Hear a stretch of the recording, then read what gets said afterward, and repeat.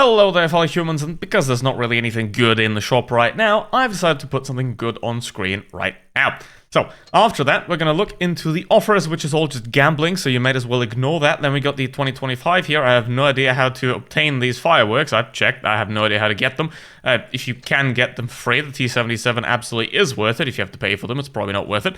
So then we have the resources down here with the creds. Don't buy that, obviously. I just said that 50 million times already. The Glorious Warriors, 6.5k for 2 paper tanks right here. This was a free tank at some point, so there's no point in ever buying this.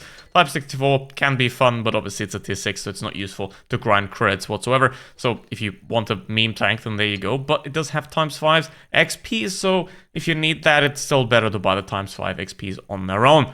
So generally, not a great bundle. If you're a tank collector, it makes sense. The Fire and Ice has never been good. It's quite cheap right here, and the reason for that is because neither the 112 Glacial nor the WZ Blaze are particularly interesting or worth it, so don't do that. The 5A has never been worth it. It's not even worth the energy it wastes by being on the server. And then we have the VK168 and the Panther 88. The VK168 is a vehicle that is useful in gravity mode. It can be fun for ramming. It used to be much better when there were no thrusters.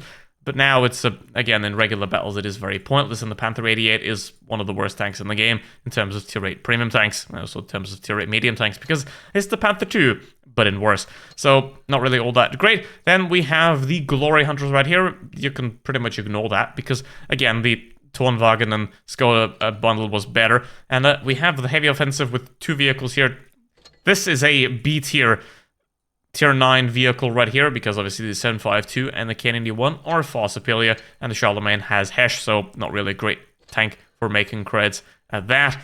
Obviously, I don't recommend both of those vehicles unless you're a tank collector. They're not really vehicles that you have to have in your garage whatsoever. Obviously, if you hate money, then you can buy yourself a lot of overpriced camouflages, and that's pretty much it for the shop. And don't forget to open your free containers all the time, because they include some useful goodies. Obviously, don't buy containers because they're bad. And now we get to the auction, and the Object 590 is a pretty good tank. I mean, it is the best of the Soviet medium tanks currently. I would definitely wait for the price to drop to make it worth it. 8k, 7.5k, something like that, if you really want that kind of vehicle. But generally, it's not a vehicle that you have to have. The T23E3, it can be fun, but 7k is an absolute joke of a price. It's worth like 3, so yeah, that's a pretty good joke. So Type 57, great tank here. If it does drop to like 7k, 6.5k, great pickup there. Doesn't really make sense to have the Skoda T56 in the shop when this one's in the auction, and you can just buy this one for relatively cheap. I do hope it drops down to like 6.5, 6k, because then it's going to be a very good price, and it is definitely going to be worth it at that.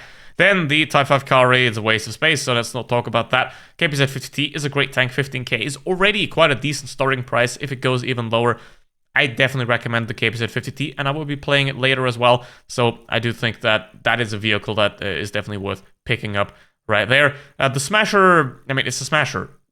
If you want a Smasher, this is going to go away very quickly. So I don't think it's even going to reach the 10.5k right here.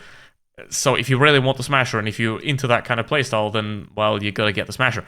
The VK90 is a good heavy tank, a little bit more expensive than the KPZ 50T, but overall, it is pretty much the better of the German super heavies. It can side scrape really well. It's a well-rounded vehicle. Obviously, the lower plate is a weak spot, but the turret is very strong, and it has a good gun as well. So generally, if it does drop down, I can recommend picking up this vehicle if you haven't already done that. Eric Concept, overpriced and trash, so don't bother with that. So is the BZ58 too, overpriced and not worth it. Why would you ever bother with these two vehicles ever, when you can just simply go for the VK90 and the KPZ50, who are also cheaper and also more interesting? So ignore these two. Like, there's not a lot of these left. You don't want them. Don't worry about that. There we go with the KPZ50T, and there's also an E50M right here, which is like the bigger brother of this tank. I mean, obviously, you should never attempt to brawl with an E50M in any medium tank, really, at tier 10.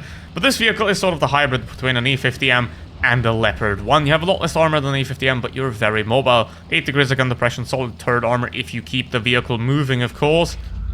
Because, yeah, if you wiggle your tank like that and you drive around, you can do quite a lot in terms of turret armor.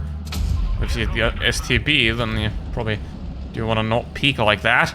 And be aware of what you're doing. I can also do take a shot at his cupola, or just hit his gun for no point and raise his repair kit. That works. Bounced again. There's a convoy back there. I gotta watch out. I can go for the convoy there. There's no other contest there because the mouse tank can't shoot me, the 183 can't shoot me, and the STB is now running away. Gonna pull the adrenaline so that he can't run away. He already wasted his repair kit. He has a second. So that works out for him. Luckily, he is using a multi-kit and the regular repair kit. Otherwise, he would be screwed because 4.9 seconds reload here with the adrenaline is gonna make this thing very powerful. And that's why I'm using the adrenaline, not the tungsten, which this vehicle also has, I think. Because if you use that, you can kill someone's track and then keep him there a lot easier. So, let's see. Everything has its advantages. If you prefer tungsten, you use that. I always prefer adrenaline because simply muscle memory and because you can keep someone tracked for a lot longer if you have a low reload already. So, I'm going to be careful here because I do want to deal with that over there, and someone's going to be crossing. There we go. Just, I'm not really doing anything besides just paying attention to what's happening on the battlefield and just reacting to it, given the parameters of the tank I have. Right? It's like, what is happening and what tank am I in that I can do something about it? Right? Like, if that 60TP crossed way faster and I would be in a heavy tank, I couldn't get there. So I would have to be a bit more careful. So I'm gonna have to just wait this out. He's gonna chase the other guy. Gonna peek out behind the 60TP. Gonna pull the adrenaline again. Try and get another shot if he goes past there. Nope, that's not gonna happen. The Jagdpanzer's just dead. There's no point helping him, but I can take the STB if he does play stupid, and he does. So now we have to make use of the advantage. We're all three on this side. The 183 is currently interested in the Sheridan. He takes that HE shot, 20 seconds. So he's going to be ready to fire again at 410. So we can be aware of that. Now I'm just going to go in and swoop around the outside. The Sheridan's going to be able to finish him off anyway. And now that is 3,000 damage already. And now we got a Moiskin and a 60p. And I'm still full HP. And the Moiskin is quite healthy. And I don't want to throw myself too far away. And I can use this hill right here to get a little bit of extra turret cover, and I can peek him. If he drives past here, he should be just about tall enough to get a shot if he goes a bit further forward. Take his gun, make him waste the repair kit. Hopefully that might be useful. But now I'm gonna go up because I know the Moiskin has retreated. I can't shoot the 60TP in any position here, but I can go over here and maybe get an angle. Nope, I don't, because he's too far backwards. So I'm just gonna wait, and he crosses. There we go. Now I gotta wait for the Moiskin. Maybe he shows up here. He can shoot me, so I'm gonna wait for the unspot to happen after about 10 seconds. So basically, I'm not doing anything special. I'm just... there we go. Using the tank to where it works best, and I'm gonna wait for the Moiskin to cross. There we go. Another shot. Still got your adrenaline running. I can shoot the... Nope, can't shoot that. So I'm gonna go for the Moiskin again. And now we should be fine. I mean, obviously the Sheridan might die to the 60TP. That doesn't bother me right now because the Moiskin is very easy to attack. He also doesn't have an engine, which means he can't move. And now that means he's dead. Repairs his engine. He's still slow. He can't reload. So I'm going to put another shot into him right here. And that's 5,000 damage. Not too bad. Alright, and now the Sheridan should be getting around him and finishing him off in the back. There we go. That's a KPZ-50T. Yeah, and you're wondering why I don't care about Blitz anymore. Just too easy. So, but vehicles like the KPZ-50T are still incredibly fun, and I highly recommend picking it up.